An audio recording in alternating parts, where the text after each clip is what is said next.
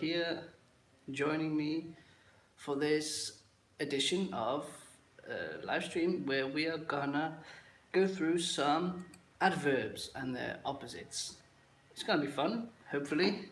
I'm gonna give you sort of two adverbs, and then I'm gonna give you some example sentences, and I want you to tell me which sentence, or rather which adverb, you think works best in that sentence. Så I får to adverbier, og jeg vil gerne høre, hvilket af de to passer bedst ind i sætningen. Det bliver godt. Here we go. Så de første to, vi har, det hedder ofte og sjældent. Here we go. I'm writing in the chat box so you can open it up as well. And ofte, sjældent, right? Often, and rarely. Often versus rarely. Så nu får I et eksempel. Jeg slår græs. Jeg slår græs. Tror du, at det er noget, jeg gør ofte eller sjældent? Jeg slår ofte græs. Jeg slår sjældent græs. Hvad siger du?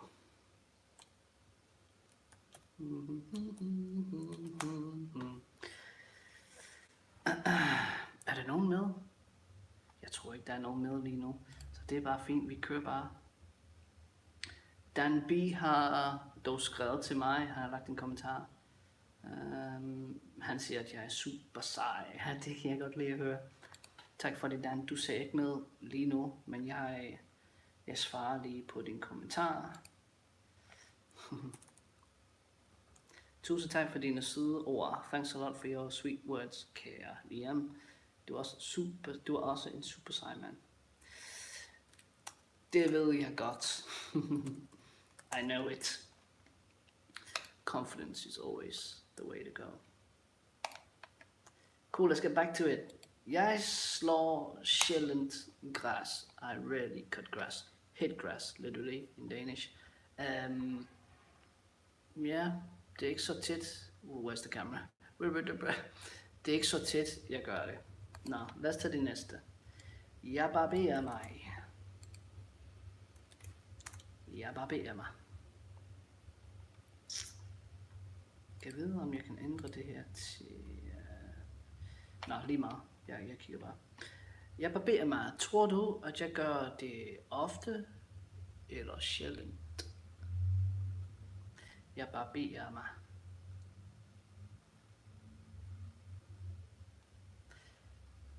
Jeg gør det ofte. Ofte. Når jeg siger ofte, så er det måske en gang om ugen. Eller en gang hver anden uge. Once per week, once every second week. Yeah, I think we're gonna try to make this stream public. Let's see if we can do that. Det bliver så offentligt, fordi der er ingen af jer kære patrons, som har dukket op. Så jeg genindlæser streamet her, og så må vi se, hvad det er, der sker. Det bliver spændende.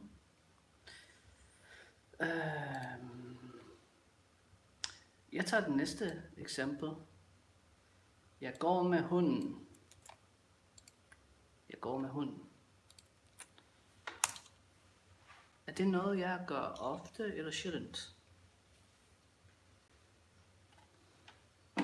Hey, Martix. Velkommen til. Hej min ven, jeg skriver det her. I'm doing some exercises with adverbs, adverbier. And I'm giving you two. We're starting with ofte and sjældent.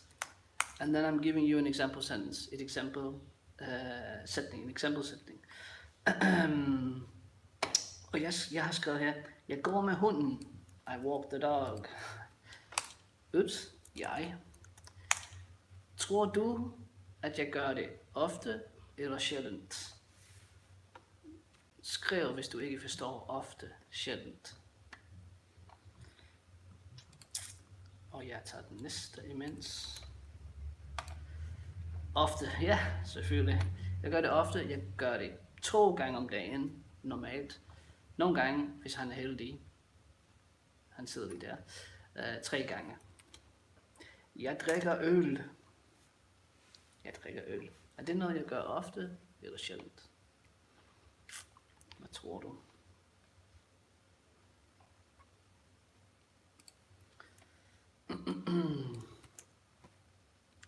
Hvad siger du, min ven?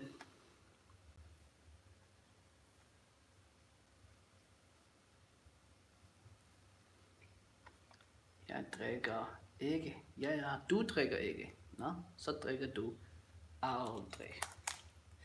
Jeg vil sige, jeg drikker sjældent øl nu. Jeg drikker sjældent. Der var et tidspunkt, hvor jeg drak ofte.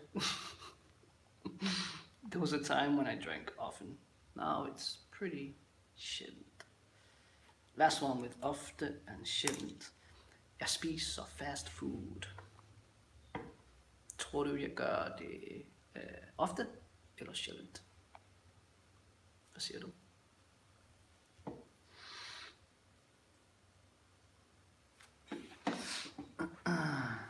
What does it mean sjældent? It means rarely. It means I don't do it very often. It's kind of the opposite of ofte. No worries. Don't worry about it, man. It means rarely. So that's why what I'm doing is I'm taking 2 opposites, often and rarely. Which one of the 2 do you think? Jeg spiser fast food. Ofte, sjældent.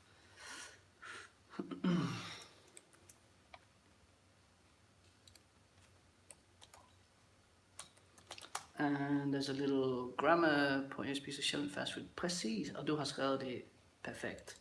You've written it perfectly. Like, jeg spiser sjældent. Og det gør jeg også. Det er sjældent, jeg spiser det. Cool. Let's take the next 2. We have måske versus sikkert. Måske sikkert. For eksempel, og igen, spørg hvis du ikke kender ordene. Ask me if you don't know the words. Jeg træner senere. Jeg træner senere. Er det et måske, eller er det et sikkert? Tror du?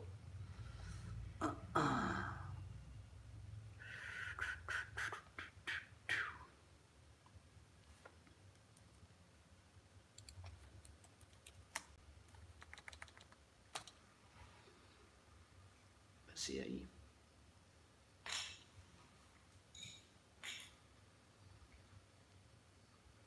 Måske, sikkert, maybe, or surely, like for sure almost. Definitely would be a good translation. Maybe or definitely. Yeah. Jeg træner sikkert senere. I'm definitely training later. For sure. Det gør jeg de fleste dage. Most days I do it. So it's kind of funny because this sentence, jeg træner sikkert senere, nu hvor jeg tænker på det, det er meget nuanceret. Ja, det er sikkert sådan. It's actually very nuanced because it could also mean something like, you know, I'm probably going to do it, like knock. Knock would be probably. Jeg træner nok senere. Jeg træner sikkert senere. It's almost like I'm saying probably in a way. But let's stick to it being more certain. Definitely. Næste. Jeg renser poolen i dag. Jeg renser poolen i dag. I'm going to clean the pool today, which I've actually just done, but whatever. Let's imagine I didn't.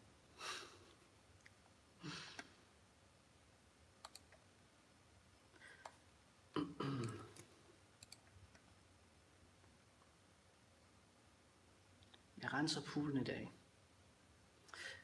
Tror du, at det ville være et måske eller et sikkert? Is that something that would be a maybe or a for sure? Maybe you don't know me well enough to know, but it's definitely a måske. Jeg renser måske poolen i dag. Maybe I'm gonna clean the pool today. Yeah, måske. Martisk. Not sure how to say your name. Men du har ret. Det er et måske. Jeg kan ikke lide at gøre det. I don't like doing it. I love swimming in the pool.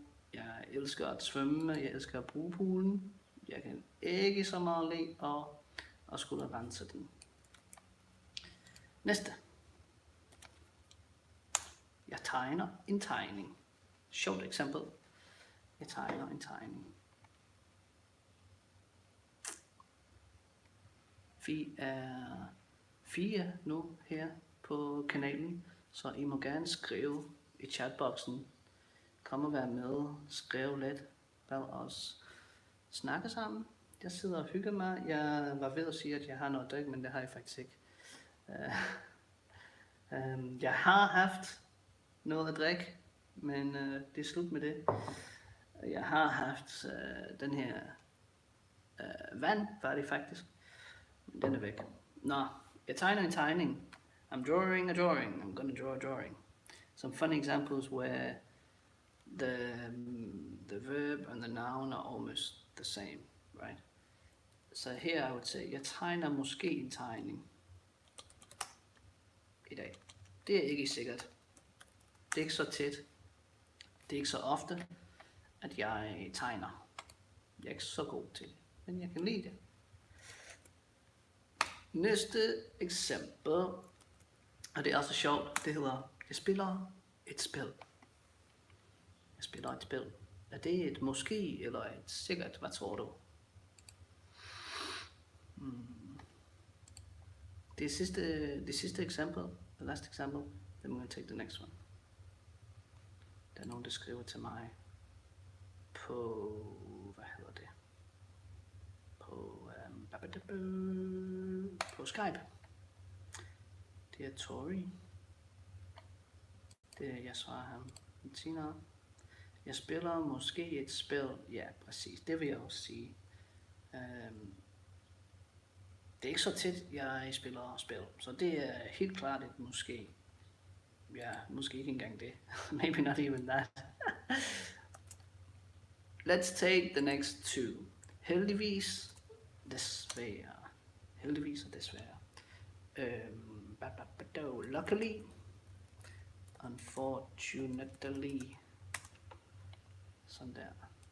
Okay. Og vores første sætning, our first sentence is, jeg skylder ikke penge. Jeg skylder ikke penge. Er det et heldigvis eller et desværre? Hvad siger du?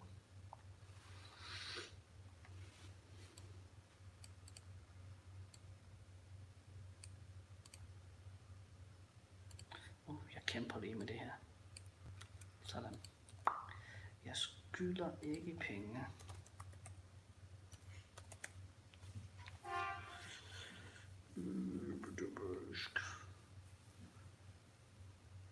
Er det et heldigvis eller desværre? Du siger desværre, Martisk.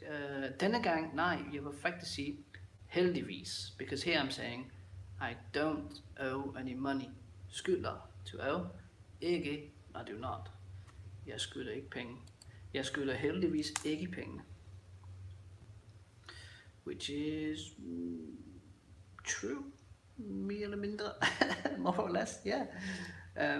I'm always in doubt because I've spent a large proportion of my life owing money. So when I don't owe money, it's kind of like, shouldn't I owe some money to someone? Nå, næste. Jeg bor langt væk fra min bror. Er det et heldigvis eller et desværre? Hvad synes du? Jeg bor langt væk fra min bror. I live far away from my brother. Hvad siger du til det?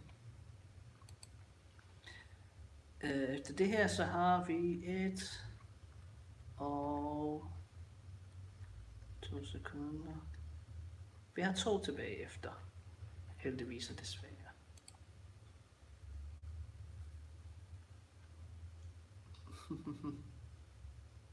Det er faktisk et meget sjovt eksempel. Desværre, jeg bor langt væk fra min bror. Præcis. Men hvis du skriver desværre, så skal borger komme først. Desværre bor jeg langt væk. Den her invasion, som eller kan lige snakke om. Unfortunately live I langt væk. Så det skriver jeg lige. Desværre bor jeg langt væk fra min bror. Could be both, right? Depends on your relationship with your brother. It could be a heldigvis. Heldigvis bor jeg langt væk fra min bror. Jeg bor heldigvis langt væk fra min bror. Jeg bor, desværre langt væk fra min bror. Heldigvis bor jeg langt væk fra min bror. Sådan, Camilla. Sådan der. Og velkommen til. If you're just joining me, what I'm doing is giving 2 adverbs, and they are kind of opposites, and then I'm giving some random sentences, and we have to choose which one sort of fits best into the sentence. And as we see with the last one, it could be both. Really depends. Næste sætning, next sentence. Jeg har venner i nærheden. Sådan her. Jeg har venner i nærheden. Hvad siger I til det? Er det et heldigvis eller desværre?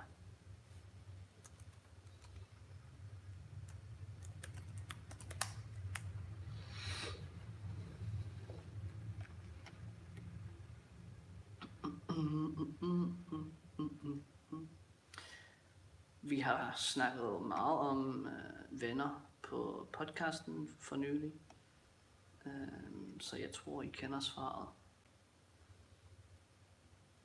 Ja, det har vi faktisk virkelig meget. De sidste flere episoder handlede lidt om venskab.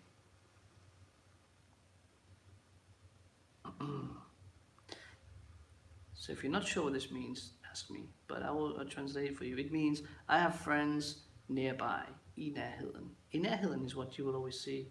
Sådan der, heldigvis har jeg venner i nærheden. Booyah, heldigvis har jeg venner i nærheden. Nice. Eller, jeg har heldigvis venner i nærheden. Yeah, it's unlikely you're gonna say desværre, right? Why would you unfortunately have friends nearby? Probably some weird scenario, it could be true, but heldigvis, det ser vi. Min søn har en kørestol. Interessant eksempel. Også et sandt eksempel. My son has a wheelchair. Er det et heldigvis eller desværre? Hvad tror I?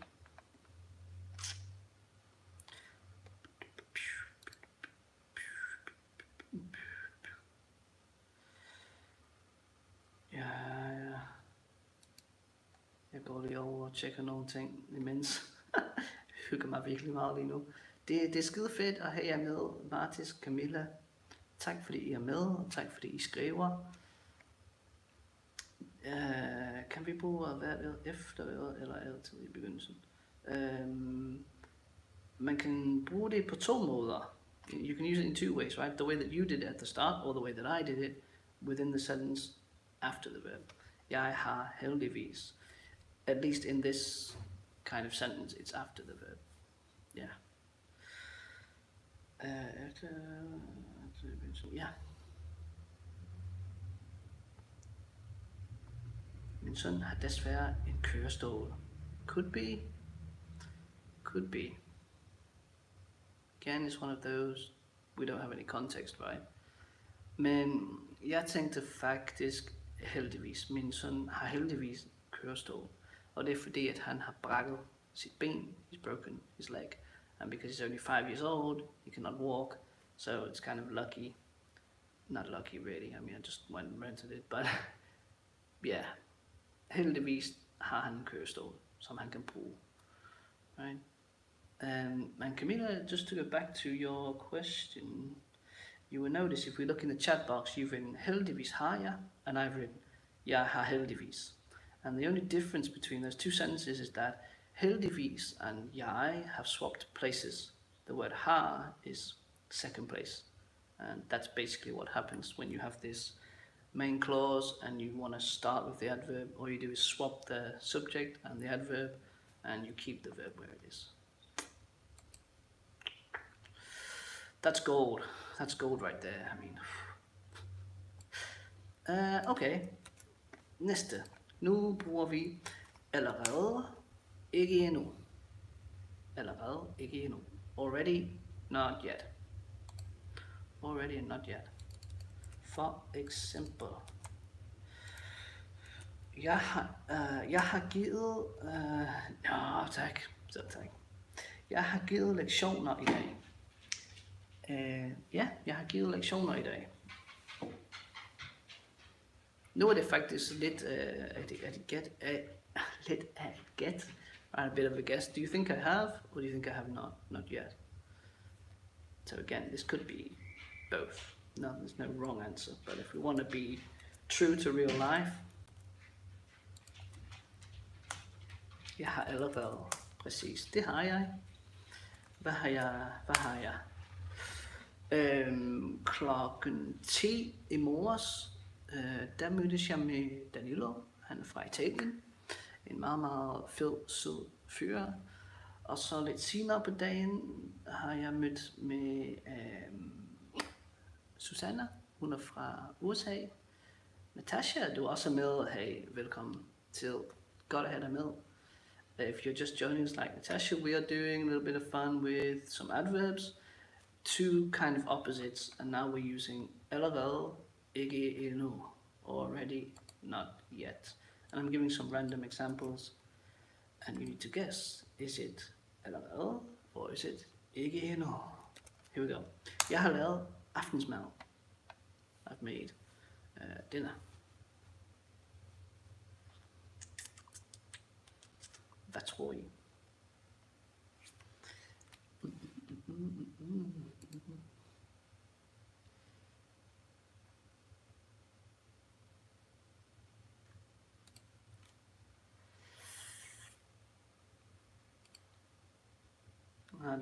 Der er nogle sjove reaktioner her på YouTube. Jeg kan altid lide og hygge mig lidt, klikke lidt rundt og se, hvad det er, der sker. Det er den her. Catherine, er du også med? Fedt. Hej Catherine. Jeg har allerede lavet aftensmad. Har du? Eller gætter du, at jeg har? Fordi jeg har ikke. Jeg har ikke lavet aftensmad endnu. Og det er fordi klokken er vel 3:30 næsten. Just 3:30 in the afternoon where I am. But I guess most people, Denmark way, have done it, de fleste. Sådan der. Så nej, jeg har ikke endnu lavet aftensmad. Jeg har allerede lavet aftensmad. Det har du, Natasha, også. Jeg har ikke endnu lavet aftensmad. Aftensmad. Sådan der. Jeg har ikke endnu spist morgenmad. Har du ikke spist morgenmad, Catherine? Du er totalt bagud. You're way behind. What's going on? Jeg har et spørgsmål. Hvad sprog snakker du, undtagen dansk og engelsk? Jeg taler også spansk. Ikke sådan helt fantastisk, men god nok til at kunne holde en samtale. Well enough to keep a conversation going. Er det kun 11:25, hvor du er, Catherine? Men det er stadig lidt sent. Det er sådan brunch, næsten lunch, hvor du er. Jeg taler spansk også. Jeg kommer fra Argentina. Nå. Middag vores. Det er fedt. Jeg er jo i Argentina lige nu. Så bienvenidos, Camilla. Det er sjovt. Det er klokken 18:25.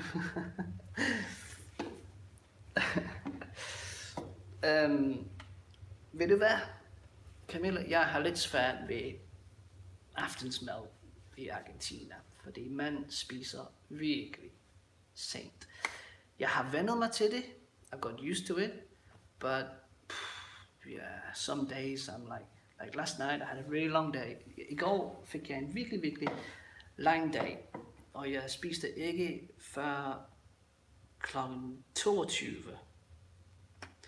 Det vil sige klokken 10 om aftenen. 10 at night. Catherine, du er sulten.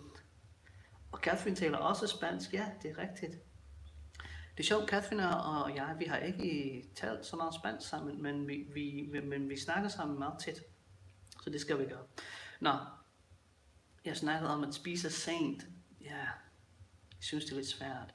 Natasha taler engelsk og tysk, og hun lærer dansk, fordi hun har venner i Danmark, og hun vil kunne forstå de 3 skandinaviske sprog. Sådan der, det er fantastisk. Sådan. Det er også det fede ved at lære dansk, ikke? Also the cool thing about learning Danish is that you get sort of 3 for 1, if you like. If you learn Danish, you can understand a lot of Swedish and Norwegian. Selvfølgelig kan du ikke tale dem, man kan ikke producere dem, medmindre man studerer og rent faktisk lære dem. Men jeg har aldrig studeret svensk, og hverken svensk eller norsk, men jeg kan godt sådan forstå meget, hvis jeg taler med en nordmand eller svensker. Ja, lad os tage det næste eksempel, og det er, jeg har taget et bad. What were we even talking about? I got completely sidetracked. Allerede ikke endnu, det var det. Already, not yet. Ikke endnu. Jeg taler polsk, mener du, og tysk, men jeg lærer også spansk. Sådan, nice. Wow. A lot of bilingual people. 2-sprogede, 3-sprogede mennesker. Det er fedt. Polsk har jeg også lært på et tidspunkt. Jeg fik nogle klasser, nogle online lektioner, tror jeg. I took some online lessons in Polish, but I didn't get so far, but I was enjoying it a lot. But it's a freaking hard language. Jesus. Jeg har allerede taget et bad i dag. Catherine hedder det. Et bad. Det har du. Det har jeg ikke. Jeg stinker. Jeg har ikke endnu taget et bad. Not that you really care or want to know, but usually I do it in the evening. Det er når man, det svinger faktisk ret meget. Kender I det? Det svinger meget. It swings a lot, it varies. Nogle gange om morgenen, nogle gange om aftenen. Ja. Men i hvert fald hver dag. Jeg stinker ikke så meget. Så meget stinker jeg ikke. It don't smell so much. Sådan er det, når man er veganer, man stinker ikke rigtigt. Hvis vi ser i morges, skal vi bruge datid. Ja, i morges, det er nemlig this morning, the morning that's past. R-O-F-L-M-A-O-L. I can't even say it, but... hvad hedder det? There's a lot of that form when you talk about the past, like if you say last Tuesday, it is this. The S form is telling me that it's the Tuesday that passed. So you can relate that to i morges. You can also say i aftes, yesterday evening, last night almost. So there's a few ways you use that. Did I give a next example? No, let's take the last one. Jeg har læst et kapitel i en bog. Jeg har læst et kapitel i en bog. Hvad siger I til det? Er det et allerede eller et ikke endnu?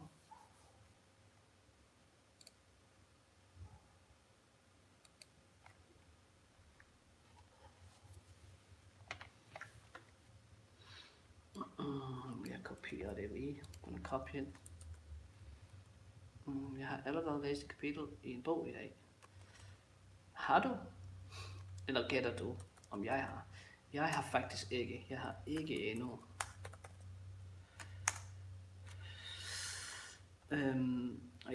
Og jeg har lidt dårlig samvittighed over det. I'm feeling I have a bit of a bad conscience. Dårlig samvittighed. Og det er fordi, jeg sagde til mig selv, at jeg vil læse et kapitel hver morgen, mens jeg spiser morgenmad, eller før jeg spiser morgenmad. Det har jeg ikke gjort de sidste par dage, jeg ved ikke hvorfor. Men så kan det være, at jeg gør det om aftenen. Jeg gør det senere. Men jeg læser i hvert fald lidt hver dag. Det gør jeg. Så det er det vigtigste. Så længe man læser noget. Okay, I have one more example thing I want to do, but this time it's not with adverbs. This time it's two verbs that I thought were interesting. Og det er, jeg undrer mig over, eller jeg overvejer. Jeg undrer mig over versus jeg overvejer.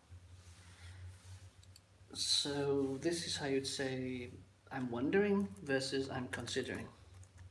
Almost like I'm thinking about something, I'm wondering versus I'm considering.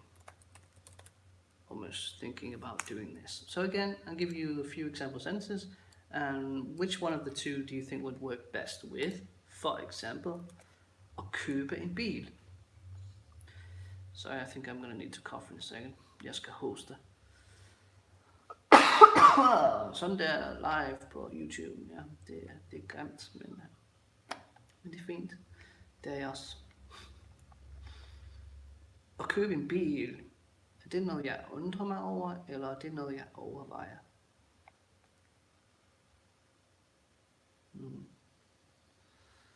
Hvad tror I?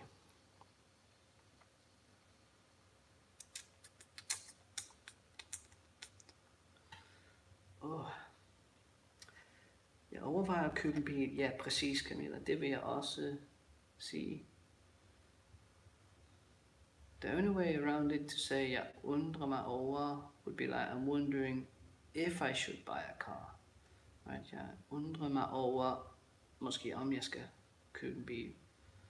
Jeg undrer mig over at rejse til Tyskland igen. Jeg undrer mig over at købe en bil, eller jeg undrer mig over, hvis jeg skal købe en bil. Jeg undrer mig over, om jeg skal købe en bil. I would use instead of hvis, Catherine. And then Natasha, jeg undrer mig over. Again, you probably have to use the word, jeg undrer mig over, om jeg skal rejse. Yeah, you use the to sort of connect the two.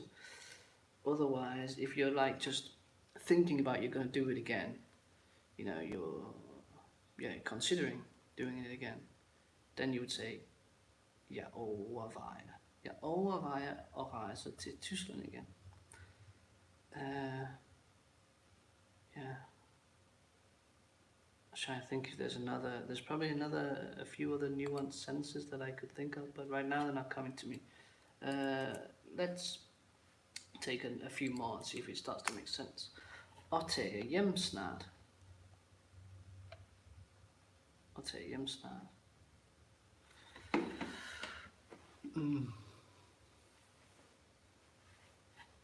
I can already see a little pattern, actually. Yeah. I'll give you a clue. Last time we had a verb, at købe en bil. Now we have a verb, at tage hjem.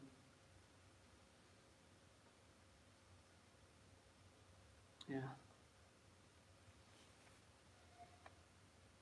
Jeg overvejer at tage hjem snart. Sådan, Camilla, du har styr på det.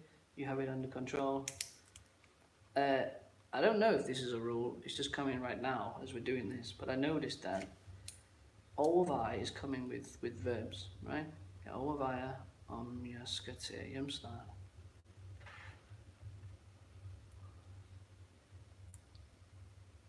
You could say it like that, Catherine, yeah, you could. Jeg overvejer, om jeg skal tage hjem snart. But tager without the R, because you said skal tage hjem. Jeg overvejer at tage hjem snart. Ja. Man kunne faktisk sige det på begge måder, tror jeg. Hvor interessant. Jeg opdager ting også her. Men her er måske et bedre eksempel i forhold til undre. Og det vil være, om min familie ringer i dag. Om min familie ringer i dag.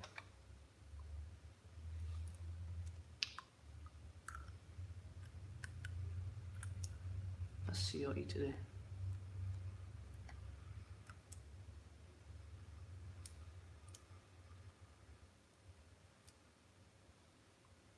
Jeg venter. Jeg chiller bare. Vi har ikke travlt.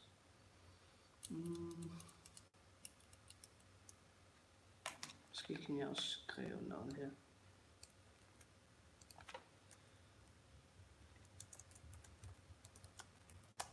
Jeg undrer mig over, om min familie ringer i dag. Ja, nemlig. Jeg undrer mig over, om min familie ringer i dag. Natasha, perfect. Yeah, so now it seems to be a bit clearer, right? Because now we're wondering if somebody is going to do something. I wonder if they're going to do it, and it's almost like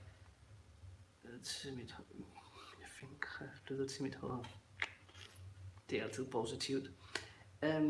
Så omsætter hvis jeg undrer mig over, hvis min jeg undrer mig over om.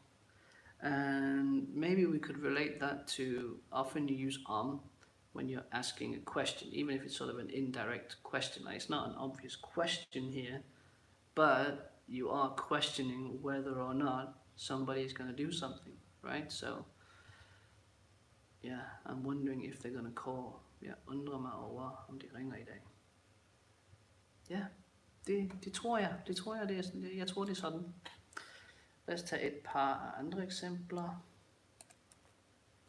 Og så er vi færdige. Hvem dukker op til bogklubben i denne måned? Det er faktisk et meget godt eksempel.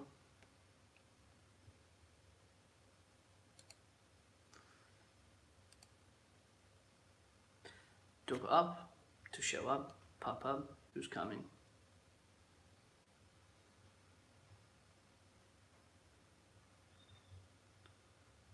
Yeah. Arguably I'm missing a word maybe. It would sound better if I added the word der. Hvem der dukker op til bogklubben i denne måned? Ja, er det noget man overvejer, eller noget man undrer sig over?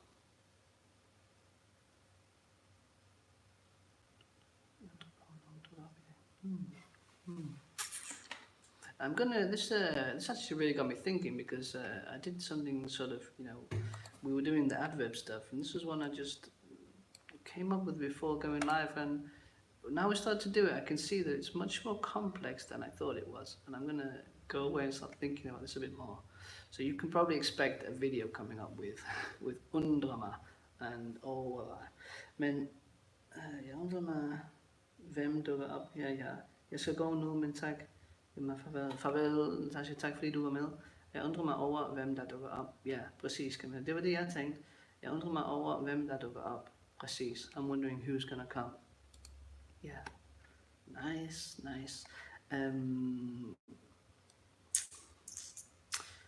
Yeah, let's take one more.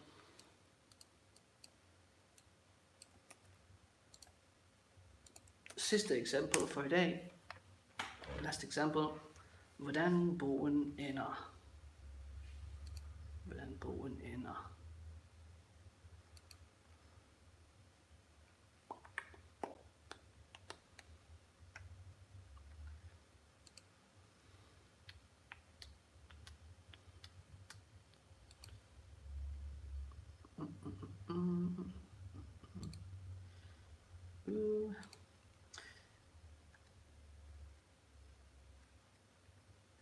Chatten blev lige lidt væk der, men jeg undrer mig over, hvordan bogen ender. Du mangler bare over. Jeg undrer mig over, hvordan bogen ender. I'm wondering how the book will end. Yeah. Nice. Jamen, det er mega hyggeligt, det er mega sjovt, som altid. Jeg gør det ikke så tæt, som jeg burde. I don't do this so as often as I should. Og hvordan bogen ender. Ja, det skal være komma, nemlig. Camilla. Ja, du er god til dansk. Sådan der. Ja, så vi må pause, tænker jeg, for i dag. Og så må jeg overveje, om jeg har mere at sige om undre og overveje og alle de her ting. Men tusind tak for i dag. Det var skide hyggeligt, og vi ses i den næste. Det bliver nok rigtig snart. Så jeg skriver det her i chatten. Tak for i dag. Alle sammen. I er seje. Selv tak. Vi ses. Ha' det godt. Det var meget sjovt, Catherine. Tak fordi du kom. Hej alle sammen.